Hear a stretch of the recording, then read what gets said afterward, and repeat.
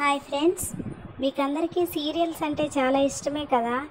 ఇష్టమని నాకు కూడా తెలుసండి. అందుకని బ్రహ్మముడి సీరియల్లో ముందు జరగబోయే ఎపిసోడ్స్ నేను చెప్పాలనుకుంటున్నాను. ఈరోజు ఎపిసోడ్లో అపర్ణాదేవి గారు బాగా రిగ్రెట్ ఫీల్ అవుతారు. ఆవిడ హార్ట్ అటాక్తో హాస్పిటల్లో ఉన్నారు కదా.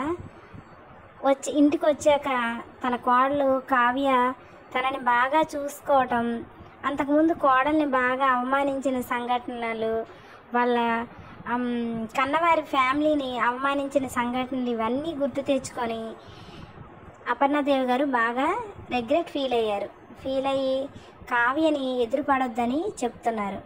కానీ కావ్య మొండి పట్టుదలతో ఆవిడికి అన్ని సపర్యలు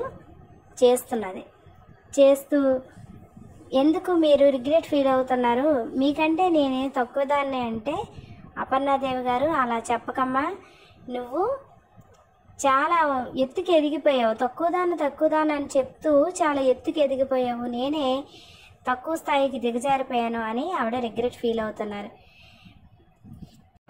ఈలోపు రాజు వచ్చి ఆవిడికి వాకింగ్ చేయిస్తుంటే కావ్య సూప్ తీసుకొచ్చింది. కానీ అపర్ణాదేవి గారు తాగనని మొండి పట్టుదల పెడితే రాజు కావ్య నచ్చజెప్పి సూప్ తాగమని చెప్పారు.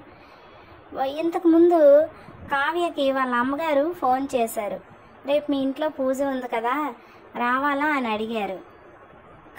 కావ్య రమ్మని చెప్పింది. కానీ రాను, గొడవలు ఇంకా ఎక్కువ అవుతాయంటే, అలాంటి గొడవలు ఏవి జరగవమ్మా, రేపు రామ్మా అని కావ్య వాళ్ళ అమ్మకి నచ్చ చెప్పింది. రేపటి భాగంలో కావ్య వాళ్ళ అమ్మ వస్తే అపర్ణాదేవి గారు బాగా రిసీవ్ చేసుకుంటారు. కావ్యని, మీ అమ్మని బాగా పలకరించు అని దెబ్బలాడుతారు. అలాగే పూజలో నా కోడలు కొడుకు కూర్చుంటారని చెప్తారు.